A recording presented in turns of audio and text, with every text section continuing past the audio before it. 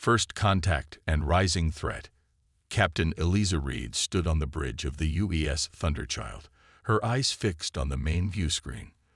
The burnt husk of a once thriving colony hung in space before them, its orbital structures fragmented and drifting. This was their fifth such discovery in as many weeks. Planets stripped of resources, populations vanished, nothing but ruins left behind. Life signs? She asked, her voice steady despite the knot forming in her stomach. Lieutenant Commander Marcus Chen checked his sensor readings. Faint signatures from the southern continent, Captain. Possibly survivors in underground shelters. Prep a shuttle. I'll leave the OA team. Eliza straightened her uniform jacket, ignoring the concerned look from her first officer.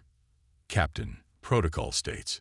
I know what protocol states, Commander Hayes, but someone has systematically destroyed 5 colonies along the frontier, and I intend to find out who and why before they reach human space. The shuttle descended through the planet's atmosphere, revealing a landscape of ashen plains and crumbling structures. What had once been forests were now charred stumps stretching to the horizon. Buildings stood like broken teeth against the gray sky. Energy readings intensifying, Captain, reported Ensign Park from the shuttle sensors, 300 meters ahead, below ground. They landed in what once had been a central plaza. The air was breathable but carried an acrid tinge that made Eliza's eyes water. Armed with standard-issue pulse rifles, the away team approached a half-collapsed structure. The entrance to a subterranean complex lay partially exposed. "Hello," Eliza called into the darkness. "We're from the United Earth Fleet. We mean no harm." Movement echoed from the shadows. Then a figure appeared, tall, slender, with iridescent scales covering its humanoid form. Its 4 eyes blinked independently as it studied the humans. "You should not have come," it said, the words translated through the team's universal communicators. "They will find you too." The being identified itself as Toran, one of the few hundred survivors of the once prosperous Vexillary colony. In their underground refuge, illuminated by bioluminescent panels, the aliens shared their story. The harvesters came without warning. Toran explained, gesturing with long, 6-fingered hands. They consume everything: resources, technology, even organic matter. They grow stronger with each world they devour. Holographic projections showed the harvester ships, massive, asymmetrical vessels that seemed to be constantly changing, integrating new materials into their structure. "How many planets have they taken?" Eliza asked. 27 that we know of," answered another Vexillary, an elder named Selith. "Ours was merely the most recent. The Collective Defense Alliance fought them at Nilaris Prime, but their fleet was overwhelmed. No one has successfully repelled them." Eliza's blood ran cold. "What's their projected course?" Toran manipulated the hologram, showing a path that led inevitably toward human space. "Based on their previous patterns, they will reach your outermost colonies in approximately 40 standard days." Back aboard the Thunderchild, Eliza faced the solemn faces of her senior staff in the briefing room. The Vexillary data had been analyzed, confirming their worst fears. "Earth Command has ordered us to return to the defensive line," Commander Hayes reported. "They're assembling a task force to assess the threat." "Assess?" Eliza scoffed. "We've seen what these harvesters do. By the time Earth assesses the situation, 3 more worlds will be gone." She pointed to the star chart. "The Vexillary survivors need evacuation now, and the harvesters need to be stopped, or at least slowed down." "Captain," Lieutenant Chen interjected, "the Thunderchild is a heavy cruiser, but we're one ship. The harvesters have destroyed entire fleets." "One ship can make a difference," Eliza replied, her voice firm. "We evacuate the survivors, then we find the harvester advance force and gather tactical data. If we can identify weaknesses, we give Earth a fighting chance." The evacuation took 18 hours. The Thunderchild's cargo bays and auxiliary spaces were converted to temporary housing for the Vexillary refugees. As the last shuttle docked, long-range sensors detected a disturbance at the edge of the system. Harvester scout ships, confirmed Chen, his face grim. 3 vessels, approaching at sublight. Eliza made her decision instantly. Battle stations. We'll engage them here, away from the planet. The Thunderchild moved to intercept, its weapons systems charging. The Harvester scouts were smaller than their capital ships, but still formidable, each roughly the size of a destroyer, with hulls that seemed to pulse with an internal energy. "They're scanning us," reported Lieutenant Riza from Tactical. "Extensive penetrating scans. Fire warning shots," Eliza ordered. "Let's see how they respond." The Thunderchild's forward pulse cannons fired, sending energy blasts across the Harvester's path. The response was immediate and disproportionate. All 3 scouts accelerated, their forms shifting as weapon emplacements emerged from their hulls. Evasive maneuvers, Eliza commanded as the first energy beams lanced toward them. The battle was brief but intense. The Thunderchild's advanced shields held against the initial barrage, allowing them to return fire. One scout ship was crippled by a direct hit to what appeared to be a propulsion system, but the others adapted quickly, changing their attack patterns. "They're learning," muttered Commander Hayes, watching as the Harvesters adjusted their tactics in real time. "Target the damaged scout with everything we've got," Eliza ordered. Then full retreat. The concentrated firepower of the Thunderchild reduced the damaged scout to fragments, but not before it transmitted a burst of data toward the system's edge. The remaining scouts broke off pursuit as the human vessel jumped to FTL. In the aftermath, as the ship's systems were repaired and the Vexillari tended to their wounded, Eliza recorded her report to Earth Command. "The threat is real and imminent," she stated firmly. "Based on analysis of the engagement and Vexillari intelligence, the Harvesters represent an extinction-level threat to all spacefaring civilizations in this sector, including humanity. The Thunderchild will continue gathering data while evacuating survivors from the projected path, but we need reinforcements immediately. Every day we delay costs lives and planets." She paused, knowing her next words might end her career, but unable to remain silent. "I am formally requesting that the Earth Defense Fleet mobilize all available ships to establish a defensive line at the Arcturus Junction. If the Harvesters breach that point, nothing will stop them from reaching our core systems.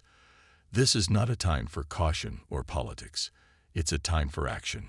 Over the next 3 weeks, the Thunderchild operated deep in contested space. They rescued survivors from 2 more worlds and engaged Harvester forces multiple times, each encounter more difficult than the last as the enemy adapted to human tactics and technology. The ship's hull bore scars from battles barely survived. The crew was exhausted, running on stimulants and determination, but they had gathered crucial data on Harvester weaknesses and communication patterns. Most importantly, they discovered that the Harvesters operated as a collective, with smaller ships receiving instructions from larger command vessels. Disrupt the command structure, and the lesser ships became disorganized.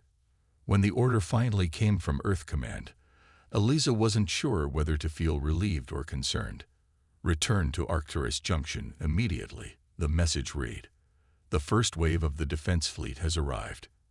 Admiral Zhao requests your presence for tactical briefing." As the Thunderchild dropped out of FTL at the designated coordinates, the view screen filled with the most welcome sight Eliza had seen in weeks. 30 Earth vessels in battle formation, from nimble frigates to massive dreadnoughts. It wasn't nearly enough against what was coming, but it was a start. "Send a message to the fleet," Eliza told Communications Officer Petal. "The Thunderchild is reporting for duty, and we bring valuable intelligence on the enemy." The battle for humanity's survival, and for every other species in the Harvester's path, was about to begin in earnest. The final stand. Admiral Zhao was not what Eliza had expected. Rather than the stern military hardliner she'd anticipated, the commander of Earth's defensive fleet was a thoughtful, soft-spoken woman whose eyes reflected decades of combat experience. Your reports were instrumental in convincing the Security Council to act, Captain Reed, Joe said as they stood before the tactical display aboard the flagship Indomitable. Though I fear 30 ships is all they were willing to commit initially. 30 ships won't be enough, Eliza replied bluntly, gesturing to the holographic projection showing the approaching Harvester fleet. Over 100 vessels of various sizes, with 3 massive command ships coordinating their movements. I'm aware. Zhao's expression remained calm. That's why I've taken certain initiatives. The official reinforcements will arrive too late, so I've called in every favor owed to me across the colonies. Independent captains, retired military vessels, even some mining ships with makeshift weapons. They're gathering as we speak. Eliza's respect for the Admiral grew instantly. How many? Another 45 ships, perhaps. Not all combat-ready, but all willing to fight. Joe turned to the Vexillary ambassador, Toran, who had accompanied Eliza. Your people have shown remarkable courage. What can you tell us about these command ships? Toran moved forward, manipulating the hologram with his 6-fingered hands. The Harvesters operate as a collective consciousness. These 3 vessels, he indicated the largest ships, contain what you might call processing nodes. They analyze data, adapt strategies, and direct the lesser ships. A centralized command structure, mused Commander Hayes. If we could disrupt or destroy those nodes, the remaining fleet would become disorganized, Toran confirmed. But no one has ever gotten close enough to attempt it. The command ships are heavily protected. Over the next 2 days, as ships continued to arrive at Arcturus Junction, colonial defense vessels, independent freighters retrofitted with weapons, even a handful of ships from non-human species who recognized the common threat, a desperate plan took shape. The Vexillary, grateful for humanity's help in evacuating their survivors, shared their advanced shield technology. Human engineers worked around the clock to integrate it into their vessels, providing crucial protection against the Harvester's energy weapons. We'll divide our forces, Admiral Zhao explained during the final briefing. The gathered captains, human and non-human alike, listened intently. The main fleet will engage their forward elements here, drawing attention and fire. Meanwhile, a strike team led by the Thunderchild will use the gravitational distortion from the Arcturus star to mask their approach, targeting this command ship. The plan was audacious, possibly suicidal, but no one offered alternatives. The stakes were too high. As preparations for battle continued, Eliza found Toran observing Earth's ships from a viewport in the Indomitable's observation deck. In 10,000 years of recorded Vexillary history, the alien said without turning, "We have never witnessed a species willing to sacrifice so much for others they barely know." Humanity has a complex history, Eliza replied, joining him at the viewport. We've fought terrible wars among ourselves, but we've learned that survival sometimes depends on standing together, even with strangers. Torrent's 4 eyes blinked in sequence. My people believed we were alone against the darkness. We were wrong. The Harvester fleet arrived exactly when predicted, dropping out of FTL in perfect formation. The human-led alliance was waiting. Admiral Zhou's voice echoed across all Allied ships. This is not just humanity's fight. This is a stand for all sentient life against consumption and extinction. Hold the line. Give this strike team their chance. Make every shot count. The battle erupted across space, energy weapons, and missiles crisscrossing the void. The Harvester ships moved with eerie coordination, adapting tactics as they engage. But the Allied fleet fought with something the Harvesters couldn't compute: desperate courage and improvisation. Mining vessels deployed industrial cutting beams to devastating effect. Civilian ships sacrificed themselves as distractions. Colonial defense ships fought with the tenacity of those protecting their homes. Aboard the Thunderchild, Eliza and her crew watched the chaos unfold as they skirted the main battle, 3 smaller ships accompanying them on their vital mission. Gravitational distortion field at maximum, reported Lieutenant Chen. We're effectively invisible to long-range sensors. The strike team approached the massive command vessel, a grotesque amalgamation of technologies harvested from dozens of civilizations. Its surface writhed with movement as it processed data and adapted its structure continuously. "They've detected us," warned Lieutenant Riza as defensive weapons on the command ship began to track their approach. "Stealth compromised. All ships, evasive maneuvers," Eliza ordered. "Continue approach. Launch disruptors." Special missiles designed by joint human-vexillary engineering teams streaked toward the command ship. Rather than explosive payloads, they carried quantum disruptors designed to scramble the Harvester's collective processing capabilities.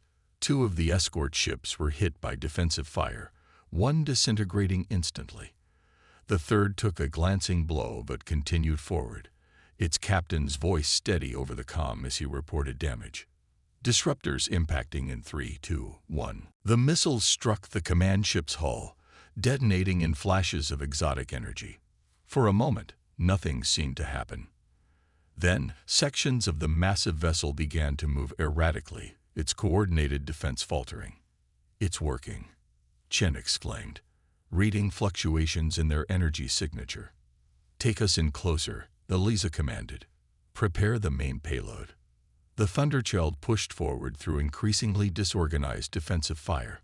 On the main view screen, they could see other Harvester ships in the distance starting to move erratically, their perfect formation dissolving as the command structure weakened. The final approach was brutal.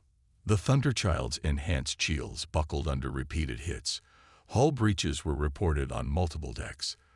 The last escort ship took a direct hit to its engines and spun away, crippled. "We're within deployment range," reported Commander Hayes, blood trickling from a cut on his forehead where a console explosion had caught him. Eliza took a deep breath, launched the NOVA device. The NOVA, Neural Overload Viral Algorithm, was humanity's desperate gambit. Developed from analyzing Harvester communication patterns, it was designed to infiltrate their network and trigger a catastrophic feedback loop in their collective consciousness. The device shot forward, a small projectile carrying an outsized hope. It penetrated the command ship's weakened defenses, embedding itself in the hull. "Activation signal sent," confirmed Lieutenant Pottle. "No VA is online." For several heartbeats, nothing happened. Then the command ship began to convulse, its structure twisting as though in pain. Energy surged across its surface in chaotic patterns. "All Harvester ships are showing similar symptoms," reported Chen, his voice rising with excitement. "The effect is propagating through their network." "Get us out of here," Eliza ordered. "Maximum thrust." The Thunderchild's engine screamed as the ship pulled away from the disintegrating command vessel. Behind them, the massive ship began to implode, collapsing in on itself as its systems catastrophically failed. Throughout the battlefield, Harvester ships began to drift aimlessly or self-destruct. Some continued fighting, but with no coordination, easily picked off by the Allied forces. Admiral Joe's voice came through the comm, strained but triumphant. "Captain Reed, what am I seeing?" "The end of the Harvester threat, Admiral," Eliza replied, allowing herself a small smile despite the pain from her own injuries. "Their network has collapsed. Individual ships may survive, but the collective is finished." The aftermath was both victory and devastation. 28 Allied ships destroyed, dozens more severely damaged. Thousands of lives lost across the fleet, but the Harvester advance had been stopped, not just slowed. 3 days later, as recovery operations continued and damaged ships underwent emergency repairs, representatives from all the Allied species gathered aboard the Indomitable. Human, Vexillari, and half a dozen other races who had joined the fight stood together in the ship's largest conference room. Admiral Joe addressed them with simple dignity. "What we have achieved here is more than a military victory. We have proven that different species, with different histories and biologies, can stand together against extinction. This alliance was forged in desperate circumstances, but it need not end with the threat." Torrance stepped forward, his tall form towering over most of the humans present. The Vexillari have long believed that true civilization meant turning away from conflict. We were wrong. Sometimes, civilization must be defended with strength and courage, qualities humanity has demonstrated in abundance. He extended his six-fingered hand toward Admiral Joe. We offer a formal alliance between our peoples, not just for war, but for exploration, for scientific advancement, for mutual protection in a galaxy that holds many dangers. One by one, representatives from the other species stepped forward to join the pledge. Some had lost their homeworlds to the Harvesters. Others had committed their forces to the battle out of self-preservation. All recognized that isolation was no longer a viable strategy in an interconnected galaxy. On the Thunderchild, undergoing repairs in orbit around Arcturus IV, Elisa stood at the viewport in her quarters, watching distant ships moving against the backdrop of stars. A message from Earth Command had arrived an hour earlier. Formal commendation for her actions, promotion to Commodore, and assignment to lead one of the new joint species exploration missions. Captain. Lieutenant Chen's voice came through the intercom. The Vexillari engineers have arrived to help with our shield upgrades. I'll be right there, she replied. Eliza took one last look at the stars. Humanity had nearly faced extinction, yet somehow found itself at the dawn of a new era. Not just survivors, but leaders in an interstellar community. They had stood as the last defense for worlds not their own, and in doing so, secured their place among the stars. The cost had been high. The journey ahead would not be easy. But for the first time since the Harvesters had appeared on the frontier, the future held more promise than threat. Humanity's armada had not only defended alien worlds, it had helped forge a new destiny for all.